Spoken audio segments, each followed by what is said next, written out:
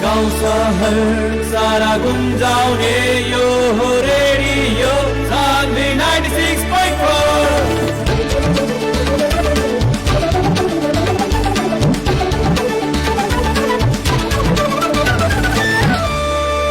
Radio Sanvi 96.4।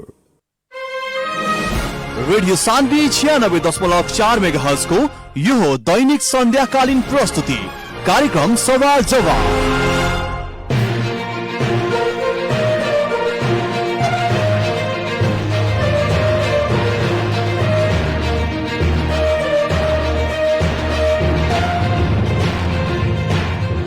नमस्कार, हार्दिक स्वागत बा रेडियो सान्वी 96.4 मेगाहर्ज के प्रस्तुति कार्यक्रम सवाल जवाब में। कार्यक्रम सवाल जवाब के साथ उपस्थित हो चुकल बनी हम कार्यक्रम प्रस्तोता मुखलेश गदी। सीधा बात, प्रश्न विचार, आम जनता के प्रतिनिधिमूलक आवाज।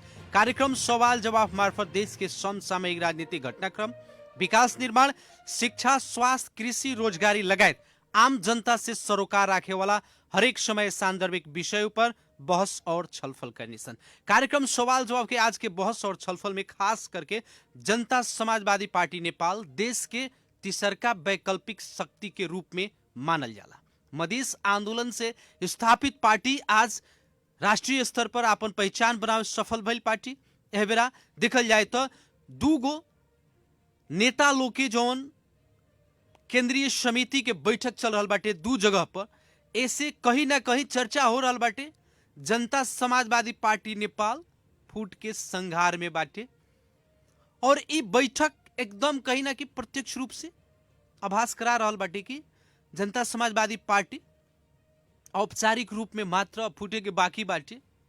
दोसर तरफ पर्सा क्षेत्र नंबर 3 एगो ऐसा क्षेत्र जहां देखल जाए स्थानीय तो निर्वाचन 2074 और संघीय और प्रदेश के निर्वाचन 2074 में जनता समाजवादी पार्टी के पकड़ एरिया और वो क्षेत्र से संघीय सांसद माननीय हरिनारायण रौनियार जी प्रत्यक्ष जन निर्वाचित प्रतिनिधि सदस्य, और कुछ दिन के बाद राजनीतिक षड्यंत्र या व्यक्तिगत राजनीतिक स्वार्थ सिद्ध करेगी खातिर वहां के निलंबन में पारल गई।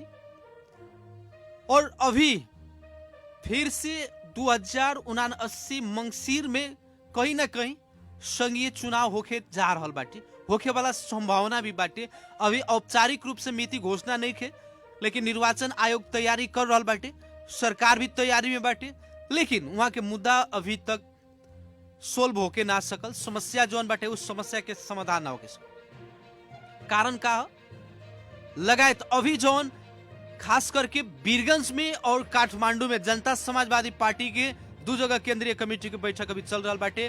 वीरगंज में हो रहा केंद्रीय कमेटी के बैठक में काका आज कौना कौना विषय पर छलफल भइल बाटे, यही विषय पर सवाल जवाब करे के खातिर आज हमनी के सहभागी करीले बनी सन पर्सा क्षेत्र नंबर 3 के संघीय सांसद माननीय हरिनारायण रौनियार जी के।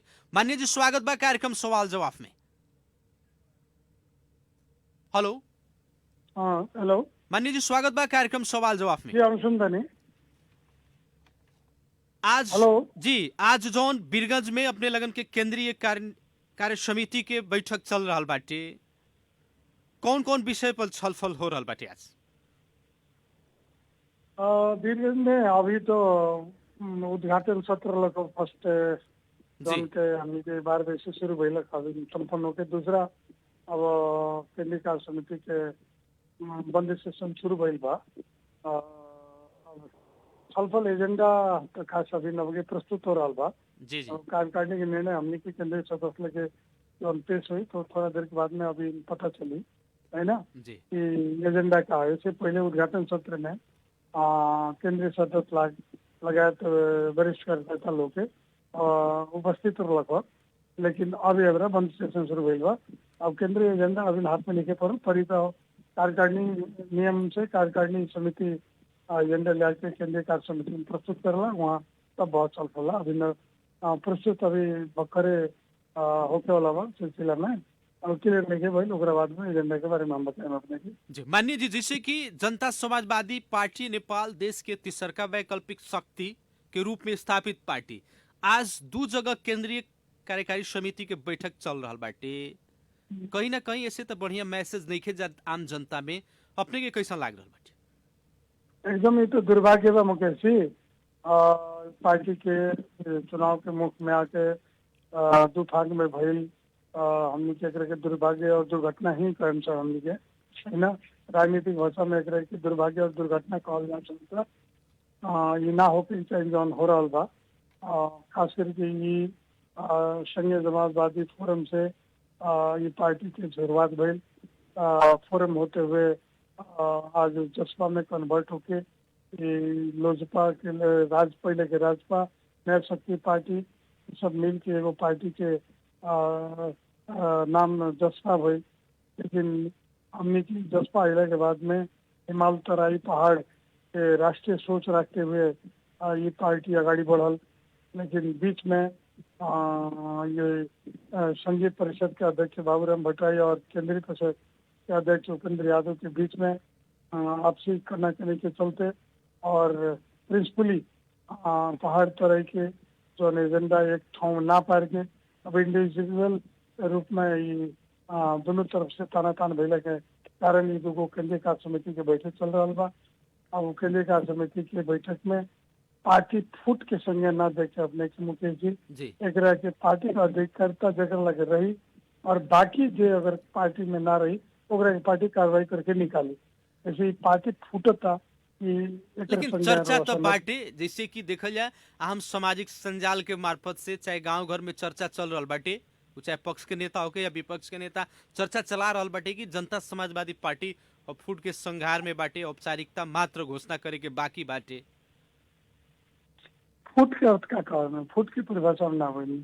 फूट की परिभाषा का होला कि पार्टी के वो दो टुकड़ा होके हम नहीं की हमले के बात पर अभी तो बैठक चल रहा बा। दोनों उन्होंने बैठक केंद्रीय कार्य समिति के पदाधिकारी लगाए के बाद कुछ सदस्य लोग उपस्थिति काठमांडू में चल रहा बा, कुछ और उपेंद्र जी के नेतृत्व के विरोध में चल बा।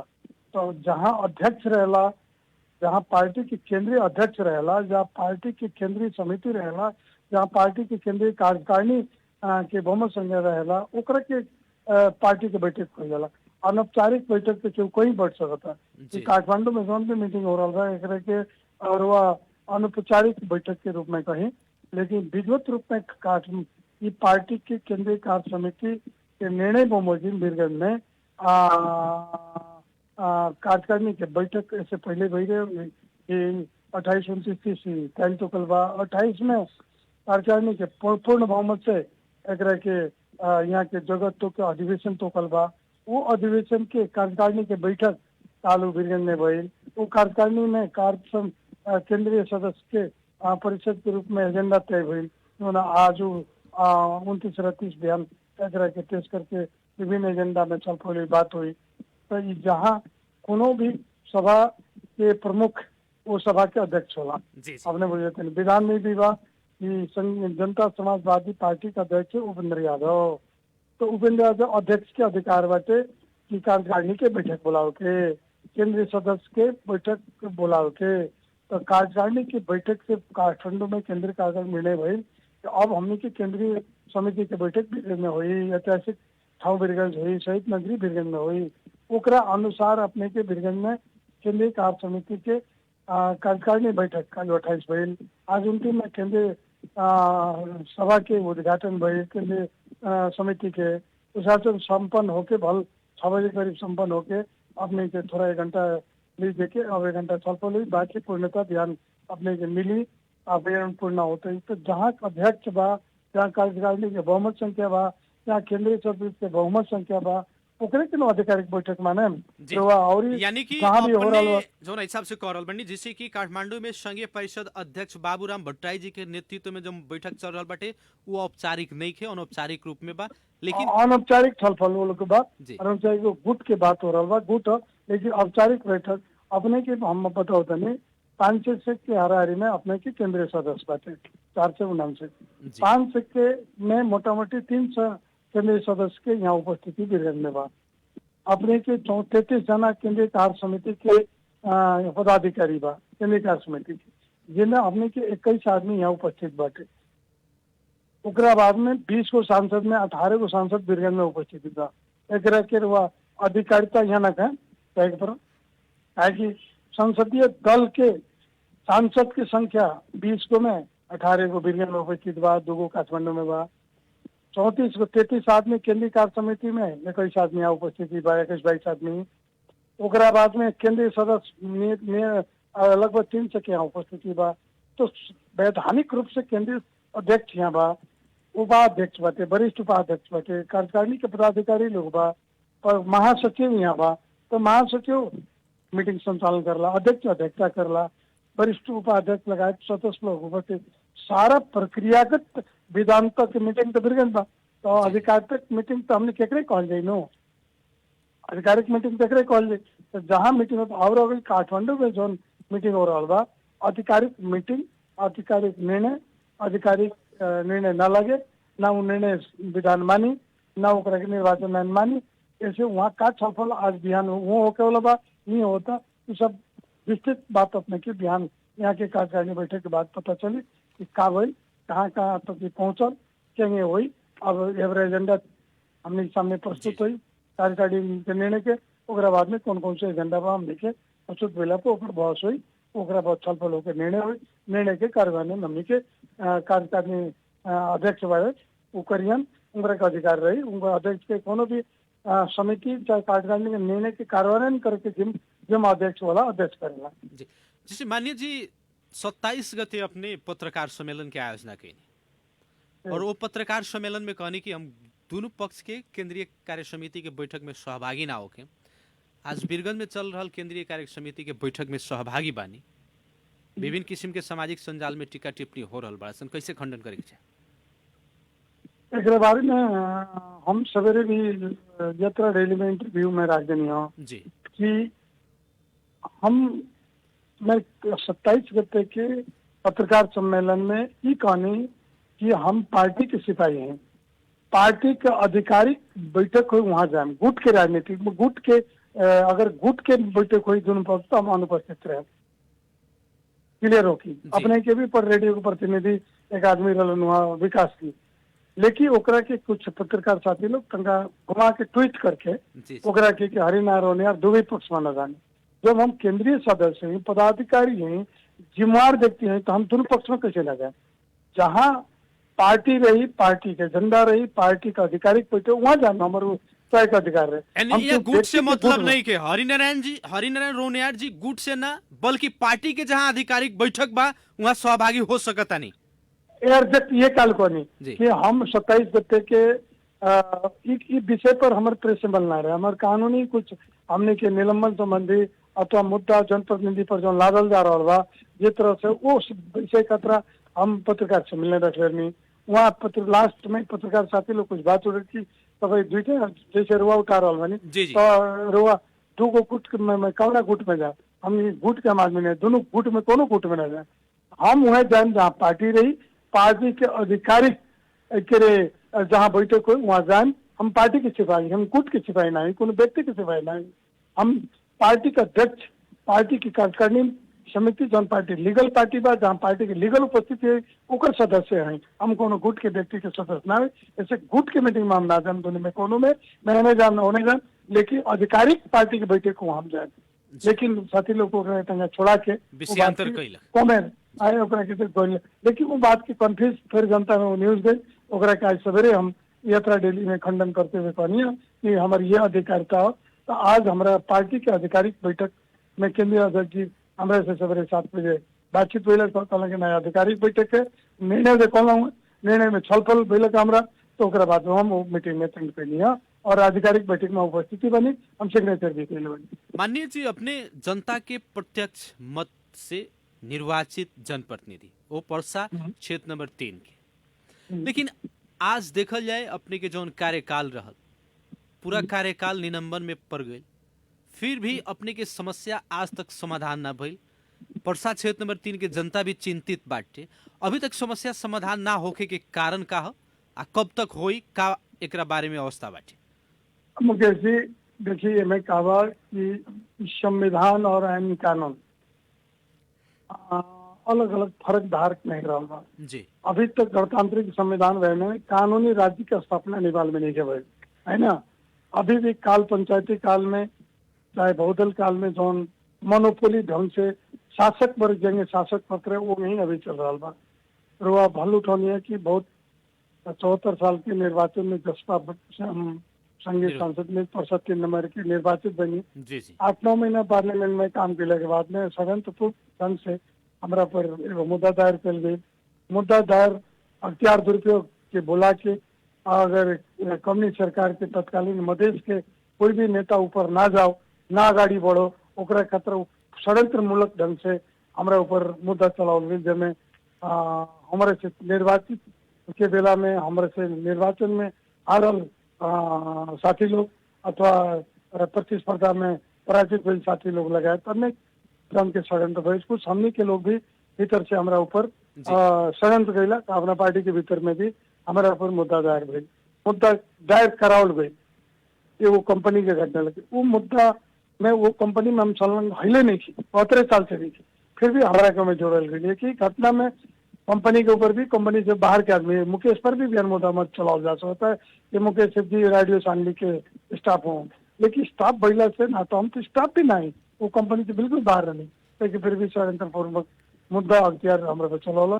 और अख्तियार का बात कि अभी सत्ताधारी पार्टी के कोनो भी सत्ता में पहुंचल पार्टी के वो कृष्ण भगवान के चक्र जैसे हो गई बात, वो जने न चाहिए होने चाहिए।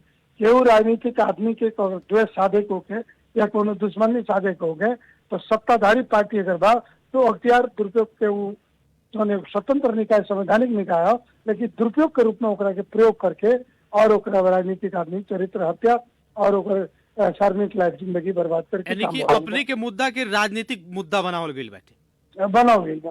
लेकिन हमने के जितना पार्टी के स्ट्रॉन्ग हम दोनों पार्टी में काम करते हैं स्ट्रॉन्ग ना भैलक नाते लीडर स्ट्रॉन्ग न भैलक नाते आज तक हम 4 वर्ष से निलंबित बनी। लेकिन इतना दिन अपने के पार्टी सरकार में भी रह, सरकार में रहते हुए भी एगो हम जनता पार्टी के मत के लोग से भी पार्टी के लोग के जौना रूप में प्रशासन लागे चाहिए ना लागल से बात नहीं के कुछ लागल, लेकिन कानूनी प्रोसेस भैला के नाते से कानून में दायरा भैला के नाते से कानून के कुछ त्रुटि बा ओकरे के हटावल जरूरी हो। मुकेश जी अपने के रेडियो के महापद से फिर हम सूचित करे के चाहते नहीं संबंधित कानून के विज्ञ लोग के ये देखिए का बा कि संविधान सर्वोपरि होला कोनो देश के संसार के संविधान देश के मूल कानून होला जी। उमें संविधान के 72 साल गणतांत्रिक संविधान के 1 नंबर प्रस्तावना में लिखल बा यो नेपाल को मूल कानून हो संविधान है ना जी।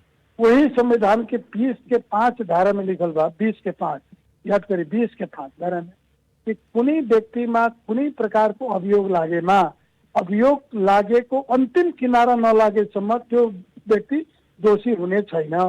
अर्थात कोनो मुद्दा हमरा पर लागिल बा हमरा जैसे 4 गो सांसद संघीय सांसद प्रदेश सभा सदस्य कितना मेयर कितना उपमेयर कितना बड़ा लगावल गई बा, लेकिन जब तक और अंतिम किनारा मतलब सर्वोच्च चला सर्वोच्च ना लागी तब तक वो दोषी ना मानल जाए और ओकरा के कार्रवाई दिन आगाड़ी ना बढ़ावल जाए ओकरा के। लेकिन यहाँ तो अपने के दोषी देखा के अपने के तो निलंबन कइल गइल बाटे। ओके ओके थोड़ा देर तक रखिए हम अपने ब्रीफिंग करें। अब वो कानूनी व्यवस्था में वैसे ही फौजदारी आइन 2075 के जो मुल्की आइन के बाटे वहाँ भी बात लिखल बा ये बात जो हम कहनी कि जब तक अंतिम के नाम आए तो दोषी नाम मान गए। वैसे ही अपने के संघीय संसद नियमावली में भी ये बात लिखल बा जो अपने कहते ये 3-4 गो एक तरफ कहता अख्तियार आइन कहता कि मुद्दा दर्ता अख्तियार आइन 2059 जौन था वो 33 धारा कहता कि अख्तियार दुरुपयोग अगर मुद्दा विशेष में दर्ता कर दिला तो वही दिन से स्वतः निलंबन हो जाए। स्वतः निलंबन के परिभाषा का भाव में कि कुनै राष्ट्र सेवक अथवा जीएम चेयरमैन जसको जिम्मा सरकारी दायित्व छ त्यसलाई निलम्बन गर्ने साथै तल लेखेबा कि निर्वाचित वा तल भत्ता खाने तो निर्वाचित व्यक्ति तो हमने गई तो हमने के निलंबन में भाषा राष्ट्र सेवक भीतर पेट बोली में और कानून के भाषा त्रुटिपूर्ण भाषा बा जन उद्देश्य के विपरीत बा। तो अख्तियार वो आइन से अपन दादरता हो तो सस्पेंड करता, लेकिन संविधान से ऊपर तो आइन नहीं के अख्तियार आइन तो नहीं है, लेकिन संविधान के बात ना मान्यता करके वो अख्तियार इनएक्टिव बाटे। यही कंपनी शासक वर्ग ओकरा के जे परिभाषा करता वही करते पर संघीय सांसद के हैसियत से विजय केतार हरिनारायण आफ्ताब आलम रेशम चौधरी 4 आदमी बा प्रदेश के कई आदमी मेयर उप मेयर तो 50 को संख्या में मुद्दा में दायर बा। और निर्वाचन प्रक्रिया से निर्वाचन 10 अरब रुपया खर्च करके स्थानीय निकाय के संघ सरकार के प्रदेश संसद के निर्वाचन करता। लेकिन वो जब निर्वाचित व्यक्ति होता तो एगो 5 रुपए के निवेदन के डाल दिल तो मुद्दा चला देता, सस्पेंड हो जाता। लेकिन का भइल कि सस्पेंड मुद्दा चलता, गैर कानूनी रूप से सस्पेंड होता। सस्पेंड भेला के पदवी खारिज नहीं के हो। अगर पदवी हम मान्य रहे हमारे 6 महीना वही बार या तो हमारे मुद्दा जाहिर करके हमारा पद खारिज कर। उपनिर्वाचन तो भई रही, उपनिर्वाचन में केहू न केहू प्रतिनिधिता आई, जबकि निर्वाचन नियमावली का कहता कुनै सांसदले राजीनामा दिएमा, मुद्दाबाट पच्युत भएमा अथवा मृत्यु भएमा निर्वाचन नियमावली अनुसार मृत्यु भए खाली सिट भएको 6 महिनाभित्र सो ठाउँमा निर्वाचन गराउनु पर्नेछ। तो 4 वर्ष हो गए सीट भी खाली नहीं के, माननीय बढ़ले बानी, सांसद बढ़ले बानी, लेकिन काम करे नहीं के तो लेकिन 275 सदस्य संख्या में गिनती में मुकेश जी बा, लेकिन हमारा काम नहीं किया। लेकिन इस सारा कानून के मूल कानून संविधान के 3 से 4 धारा में 3 से 4 नंबर धारा में क्या कहता कि यो 3 से 4 धारा यो संविधान को 3 से 4 धारा क्या कहता कुनै नियम र ऐन कानून बाजिन गएमा, ऐन नियम कानून बाजिन गएमा संसदको पहिलो बैठक यानी 74 साल के संसदीय बैठक पहिलो बैठकको 12 महिनाभित्र त्यस्तो बाजिएको कानून संशोधन गर्नुपर्ने हो। बाजिएको कानून संशोधन गर्ने हो र बाजिएको कानून संशोधन गरिएन भने 12 महिनामा त्यो बाजिएको कानून स्वतः खारिज हुनेछ। अर्थात त्यति धारा तो खारिज बा, लेकिन खारिज बा एकरा के माने को त्यार नहीं के अदालत विशेष अदालत में त्यार नहीं के जब संविधान ही खारिज कर देले बा तो ये तो हमने के संसद ना हो गई चाहिए। लेकिन संविधान के खुद संविधान के रक्षक न्यायालय एक बात माने के तैयार नहीं के एकरा का कहली, ये तो दुर्भाग्य बा। संविधान तो खारिज कर देले बा बादल ना कानून के। ऐसे 4 को बात अपने के कानून के धारा बैठोनिया वो अनुसार खारिज हो गई। लेकिन अब एकरा के बाधाड़ का फुकाऊ बने पार्लियामेंट के मंत्री परिषद का अधिकार बा। लेकिन ये चीज हम विभिन्न पार्टी के नेता से आज माधव नेपाल से, जन्नत खनाल से, चापरचंद जी से, भूपेंद्र जी से, विजय गद्दार स्वयं में पीड़ित वाले अनेक पार्टी सभामुख से कहने हाँ यो तो गलत कुरा यो तो हटनु पर्छ ओके। आज तकले ये नियम ना हटल होना के चलते हमने के 4 बार सांसद रहते हुए संसद में नहीं के सकता। फिर दोबारा चुनाव डालबा अपने के चुनाव में भी लड़े में कोनो बात से नहीं के कोई नहीं ना। लेकिन प्रक्रिया ये रही। अब ये सबसे मुकेश जी का हम क्या कहना चाहते नहीं, ये है नटल जोरी बात। जैसे आप थोड़ा देर मान ली आज 1 महीना 1.5 महीने चुनाव भैला भाई अभी कैलाली के एगो मेयर पर मुद्दा चला के दर्ता के भल निर्वाचन भल सस्पेंड हो गई। गौर के जिला के फतुआ विजयपुर नगर के मेयर के भल अभिजीत तुरा पहले भी मेयर रहे, पहले के मुद्दा अभी मेयर वो के सस्पेंड हुआ। आज स्वयं भक्कर हमने के संगे बैठक रख अपने के राज विराज के 70 के उपेंद्र जी के क्षेत्र के मेयर मंच पर बैठक रख 5 बजे ठक्के में होता है कि तू मेयर फलाना मुद्दा में 74 साल को मुद्दा अख्तियार में बयान को सिस्टम बसेर दायर सस्पेंड अभी तुरंत के तुरंत। तो अब 3 को मेयर निर्वाचित जनप्रतिनिधि सस्पेंड मात्र भई, पद तो खारिज ना भई। अब फिर 5 वर्ष मुद्दा चल रही चले ऊपर ब्लॉक होकर बैठे रहे। लेकिन वहां तक विकल्प उपमेयर भी चला सकता, लेकिन सांसद के उपमेयर तो नहीं के, प्रदेश सभा के तो नहीं के। तो ये देश के जनता जो ना क्षेत्र के जनता निर्वाचित जनता के यानी एगो मुद्दा किनारा नाला जैसे मुद्दा दर्ता कैले के खारिज हो जाता फिर ओकरा के पदच्युत कर देवल जा रहा बा, पदच्युत ना सस्पेंड कर देवल जा रहा बा। जना से ना नया निर्वाचन के पदाधिकारी जाता न पद खारिज किया जाता। लेकिन माननीय ऐसे जनता के प्रत्यक्ष मत से निर्वाचित जनप्रतिनिधि के और निर्णय के बंदी बनाओ के मिले काहे की बहुत सारा दुनिया के कोनो संविधान नहीं के इतना बड़ा हमने के पड़ोसी ओपन डेमोक्रेसी 1.25 करोड़ जनसंख्या के बाद अपने उदाहरण के स्वरूप गई लालू यादव मुख्यमंत्री बनला के पहले के वर्ष में उनका पर चारा घोटाला लगे दुनिया जानता। लेकिन मुद्दा वो चलते रखो 15 वर्ष मुख्यमंत्री वाला 15 वर्ष ओके। लेकिन मुद्दा तो किनारा आज उनका भले 2 वर्ष अगाडि उनका किनारा लग तो आज जेल में बारे। लेकिन मुद्दा तो अंतिम किनारा लगला के बाद बाकी मुद्दा दर्ता मात्र तो उनका पद के सस्पेंड ना गई। भारत के कई मंत्री कई नेता कितना एमपी बा जनवा मुद्दा चल रहा बा, लेकिन निलंबन तो नहीं के पार्लियामेंट बा मंत्री बन रहा बा काम कर रहा बा। ऐसे दुनिया के कोनो संविधान में नहीं के कौन नियम कानून में नहीं के हमने के मुद्दा के सिलसिला में तो हम बहुत नेपाल के संविधान विद र वरिष्ठ वकील लोग से ये बात पर हम छलफल हो गई बा। लेकिन नेपाल में ऐसा बा कि पहले पंचायती काल में का होके कि राजा के राज का मुद्दा लगा के राजनीतिक आदमी के शोषित कर दिया जाते रहे। बहुदल काल में हमने के केहू के ये कर जाते रहे राजकाज मुद्दा लगा। तो आज विशेष परेड लगा के आज अख्तियार दुरुपयोग का एगो स्वतंत्र भ्रष्टाचार आयोग बनल बा जो संवैधानिक निकाय हो, संवैधानिक नीति होला। लेकिन रूलिंग गवर्नमेंट के जो प्रधानमंत्री बा मंत्री बा ओकरा इशारा पर वो जनप्रतिनिधि का और जनता के निर्वाचित व्यक्ति के आज हैरास करके जनता के दुख दे रहा बा। हम तो कथन की तो काम करे दो ना तो मुद्दा दर्ज करते मगर पद खारिज करते हमारे पद खारिज हो गई तो हमारे 3 नंबर क्षेत्र के जनता आज जो राणा मुस्मात जैसे बैठे के पड़ल निर्वाचित दिन बैठे के पड़ल। हम मतलब कि राणा मुस्मात शब्द थोड़ा ना मिलल कहल लेकिन जनप्रतिनिधि विहीन बने के मिलल तो जनता का दोषी रहे ओकर का दोष रहे। हम अगर दोषी बने तो हम न रहनी हमारे घाटा के उपनिर्वाचन कराए काहे नहीं कराओ।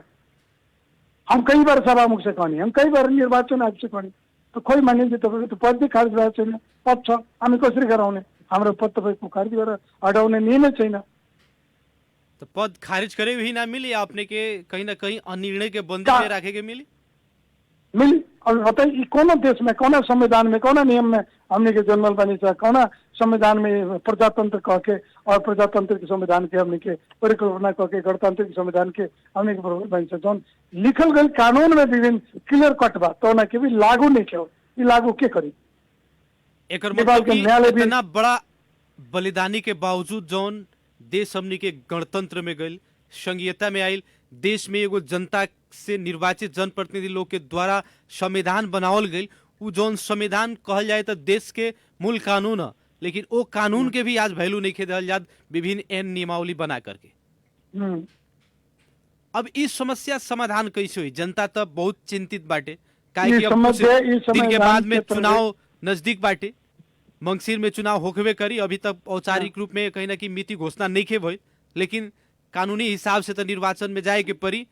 जनता पर्सा क्षेत्र नंबर के 3 के चिंतित बाटे का कहें अपने 3 नंबर क्षेत्र के जनता निर्वाचन प्रक्रिया में कहीं हमारा रुकावट नहीं की ऐसे निर्वाचन हम लड़े बुझनी ना और मुद्दा भी करीब करीब हमारे 90% कहीं तो खारिजी हो चुकल बा।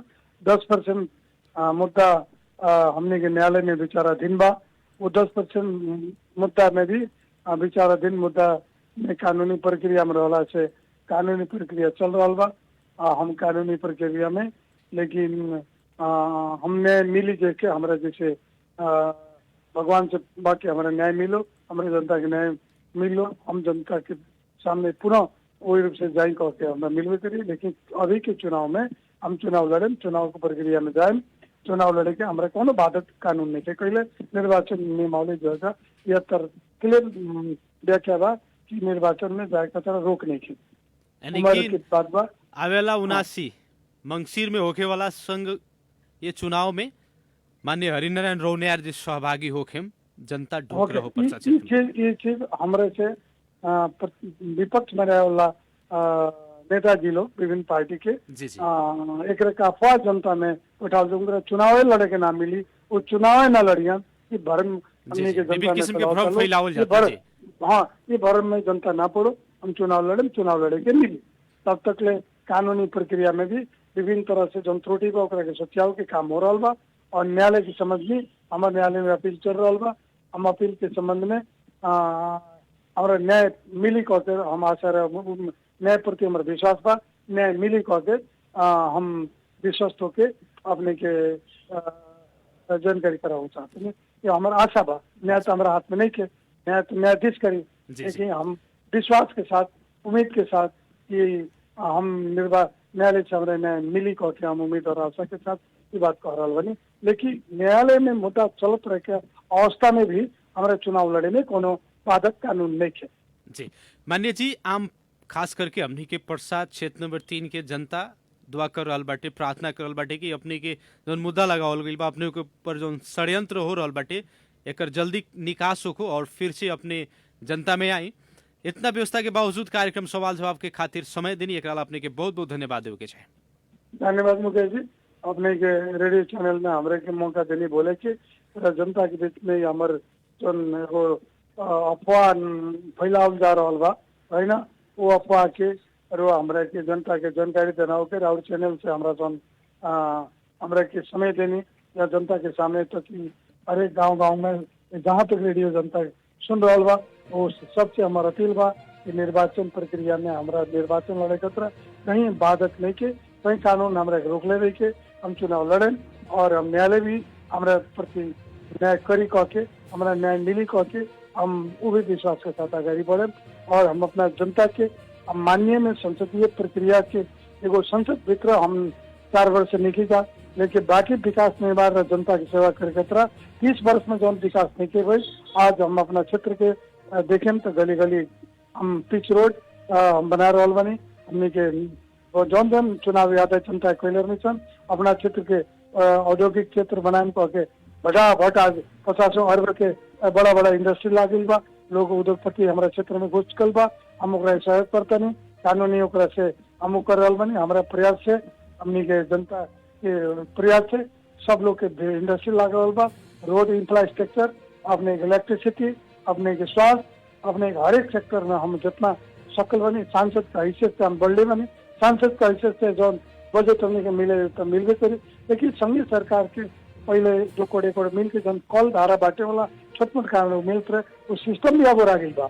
जैसे सांसद प्रक्रिया से कहीं भी हम तिरमरचंद के क्षेत्र के 30 वर्ष में केवल उससे बड़ा बड़ा विकास सिंचाई सड़क स्वास्थ्य इस सब के खाने पानी में हमारे पूर्ण शिक्षा में सहयोग रहा और हम जानते नहीं कि इस जनता एक एक हिसाब करी तो उत्तर दक्षिण सड़क पूर्व पश्चिम सड़क और कौन ऐसे पालिका में कच्ची सड़क पर चले के मौका ना दे के हमारे वादा है और देख लिया हमारे क्षेत्र में कहीं भी 12 महीना ट्रैफिक गाड़ी घोड़ा मोटरसाइकिल। लेकिन एक और बात कथी आ रहा बाटे मान्य जी, अपने पद मुक्त भइला के खास में निलंबन में पड़ला के बावजूद भी जौन पर्सा क्षेत्र नंबर 3 में कहीं ना कहीं एगो संघीय सांसद के अपने जौन एगो भूमिका निभाइनी विकास के जौन एगो लहर होला जितना सकनी उतना अपना पहल से विकास करा रहा बानी, ये संभव कैसे हो रहा बाटे? सांसद हम बड़े बन मुकेश जी नंबर 1 कि प्रयास बहुत बड़ा चीज है, प्रयास से सफलता मिले।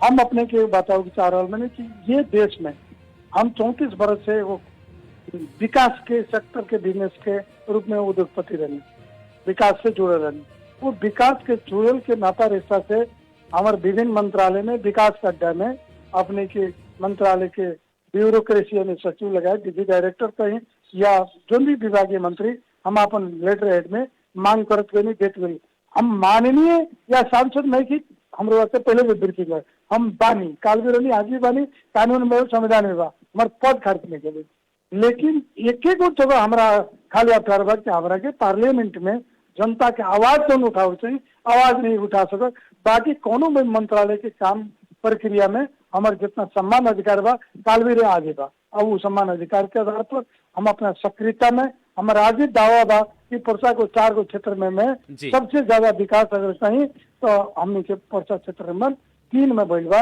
कि एक एक जनता से चाहे अगर क्यों प्रत्यक्ष रूप में देखा तो फील्ड में विजिट करके जाके देख लो अपने मीडिया लोग के हम हार्दिक आमंत्रित करते नहीं कि अपने सुनाई हम अपने सन के विकास अनेक मीडिया के साथी लोग के हम देखाव के चाहते नहीं देख ली कि पर्चा का कार्य आज का हुए 3 वर्ष क्षेत्र कार्य का हुए देखाव चाहते। मान्य जी आवेला संघीय चुनाव में जनता अपने के साथ जो षड्यंत्र भइल ओकर जवाब फिर अपना बैलेट से दी, जनता एकदम इंतजार कर रहा बाटे।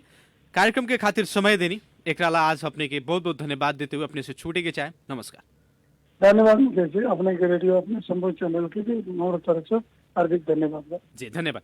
आदरणीय जन समुदाय कार्यक्रम सवाल जवाब के आज के बहस और छलफल खास करके जनता समाजवादी पार्टी नेपाल के केंद्रीय कार्य समिति के जौन बैठक अभी चल रहा बाटे संघीय पारिषद अध्यक्ष डॉक्टर बाबूराम भट्टराई के कहीं न नेतृत्व में काठमांडू में चल रहा बाटे, वैसे ही केंद्रीय अध्यक्ष उपेंद्र यादव जी के नेतृत्व में पर्सा के वीरगंज में हो रहा बाटे।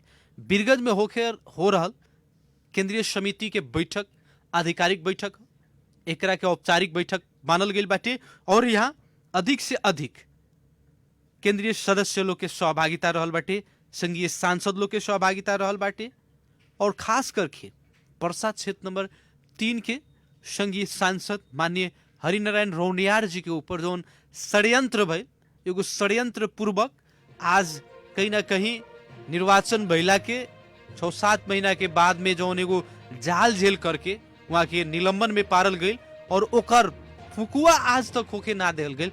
कहीं ना कहीं राजनीतिक एकरा के स्वार्थ सिद्ध करे के खातिर राजनीतिक मुद्दा बना करके एगो जनता से निर्वाचित प्रत्यक्ष जनप्रतिनिधि के निर्णय के बंदी में कानून के कहीं ना कहीं गोल मोटल घुमा के जो आज की अवस्था बाटे एकर हिसाब किताब आगामी मंगशीर में होखे वाला संघीय चुनाव में जनता जरूर बैलेट से दी और जनता के जन निर्वाचित जनप्रतिनिधि के साथ में जौन कानून के खेला खेलल गई बाटे एक हिसाब किताब होकबे करी। कार्यक्रम सवाल जवाब के आज के बहस और छलफल में आज यह दूगो विषय पर हमनी के चर्चा और बहस और छलफल कैनी सन। कार्यक्रम सुननी एक अपने लोग के बहुत बहुत धन्यवाद देवे के चाहेम। विशेष धन्यवाद प्राविधिक मित्र विशाल यादव जी के और सत्येंद्र जी के देते हुए कार्यक्रम सवाल जवाब के आज के बहस और छलफल से हम कार्यक्रम प्रस्तुत था मुखलेश गदी विदा चाहत बानी। प्रणाम।